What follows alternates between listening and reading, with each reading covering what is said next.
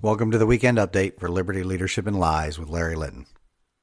On the national front, the gun grabbers in D.C. are still at it, still lying to the people that we must trade our liberty for security, still trying to exert more control over the electorate, which is definitely made easier if we are unarmed.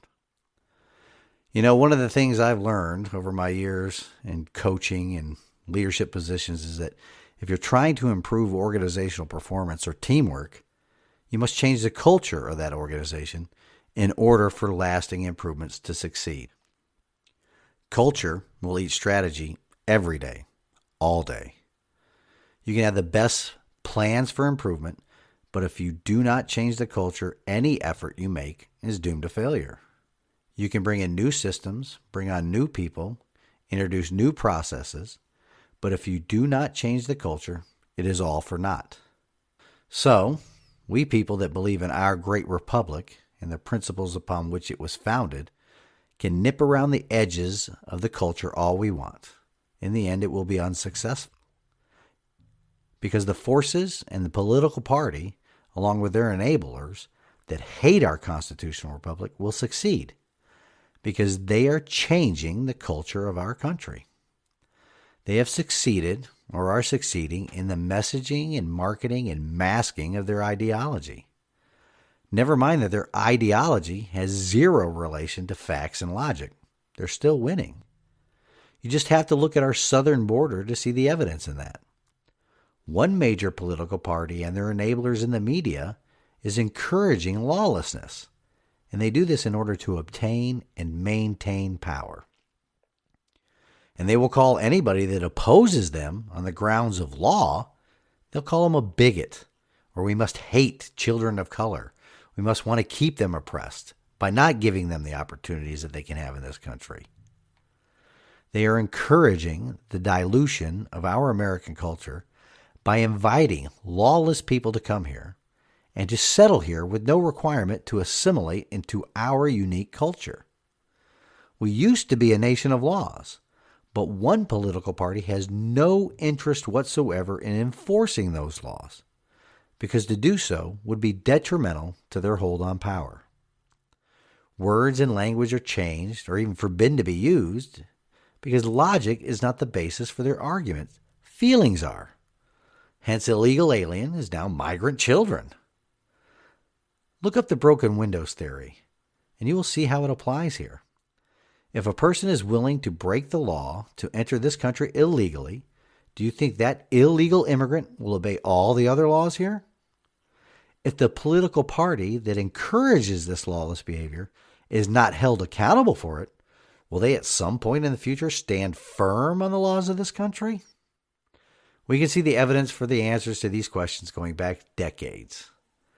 They have also succeeded in removing our Creator from discussions in the public square. They've removed our Creator from our culture. They embrace multiculturalism as our country's core strength, despite numerous scientific studies that show it is a weakness or it generates weakness. By becoming one country with one culture from many different cultures. That is what our strength is, not celebrating a bunch of different cultures, celebrating and building upon our unique American culture. We need people to stand for the rule of law, stand for our unique American culture, stand for our founding principles that acknowledges that our rights come from our Creator. Any politician or group in this country that advocates for something other than the rule of law and our unique American culture does not belong here. We need to tell them that they need to peddle their bull fertilizer in a different country. A quick pause here for a word from a sponsor of this podcast.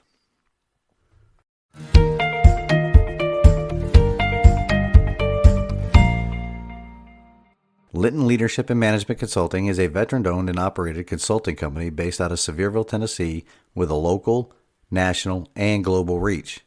At Linton Leadership and Management Consulting, we provide leadership, human performance, and management consulting services, as well as coaching to companies of any size on methods to improve performance in their organizations. One-on-one coaching and mentoring is available to all individuals at any level of your organization. Additionally, large and small group seminars can be conducted In these seminars, information on leadership tactics and techniques is shared, best practices discussed, and team building exercises are conducted, all of which serve to highlight methods on ways to increase the team's and the individual's performance. You can email the show to get the conversation started on exploring ways that we can work together to improve your team's performance. A significant discount will be offered to any Sevier County, Tennessee businesses.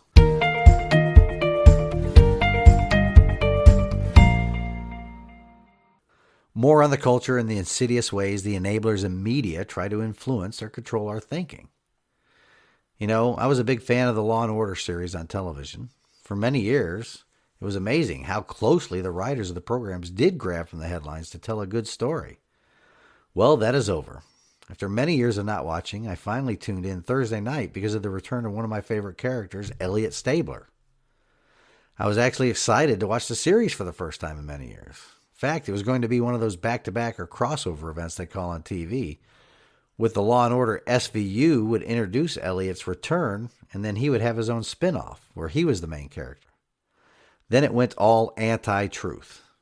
Talked about how the riots against the government and elections that had been enabled for, quote, the last 4 years, unquote, were the primary reasoning behind the first suspect's questioning.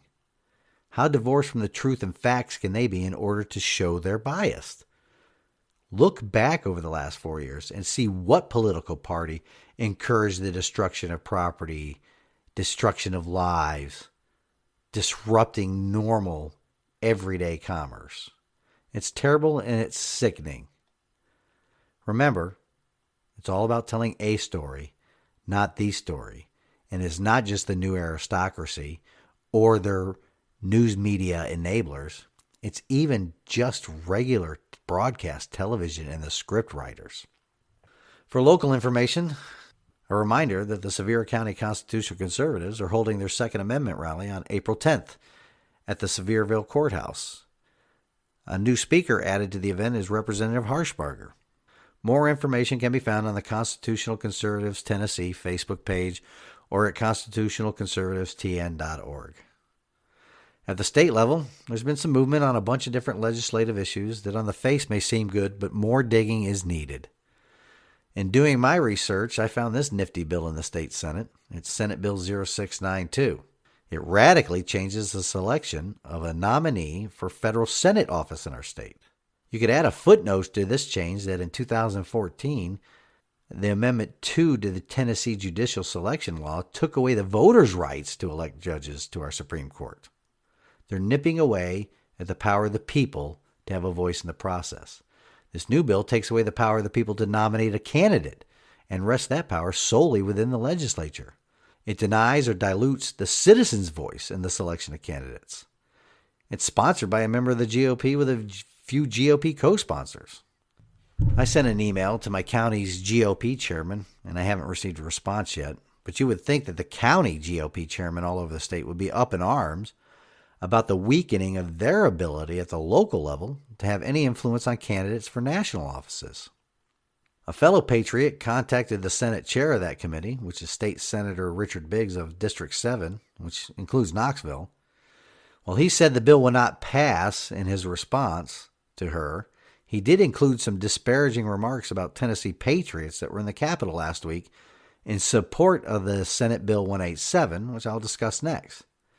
He called the people there in Nashville a loud and disruptive mob of anti-vaxxers. This is what an elected representative of the GOP called people that traveled to Nashville to support a bill that was supposed to guarantee our religious and conscious freedoms under the state constitution. I guess that's how little he thinks of his fellow Tennesseans.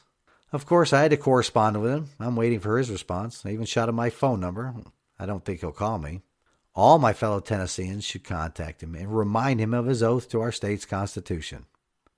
Another bill of concern is Senate Bill 187, which passed out of the committee on the 31st of March.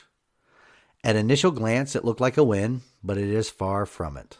The bill, as it passed out of committee, only allows for religious exemption to medical treatment for COVID, and COVID only. A cloakroom or backroom deal was made that inserted language to only allow for vaccine exemption on religious or conscious grounds to the COVID, but left it open for mandates for future pandemics or future threatened pandemics. How are these deals being made? And supposedly by the political party that supports limited government and personal liberty. It's treacherous. My state senator is one of the people on the committee, and you can be sure I asked him why. I'll let you know how or if he responds. But everybody that hears this podcast should be researching legislation daily. They should have encouraged their family, friends, and coworkers and neighbors to research legislation daily. That is how our elected officials take away our liberty. Remember the artful lies. We need to regularly let our elected officials know that we are watching them. It helps to keep them constitutionally minded. I would encourage everybody that listens to this podcast to go onto the website and subscribe to the blog. I update that a little more frequently than I do the podcast or the weekend update. And that way you can stay abreast as much as I am. Until next week, this has been the Weekend Update of Liberty, Leadership, and Lies with Larry Linton. Reveille, it's time to wake up.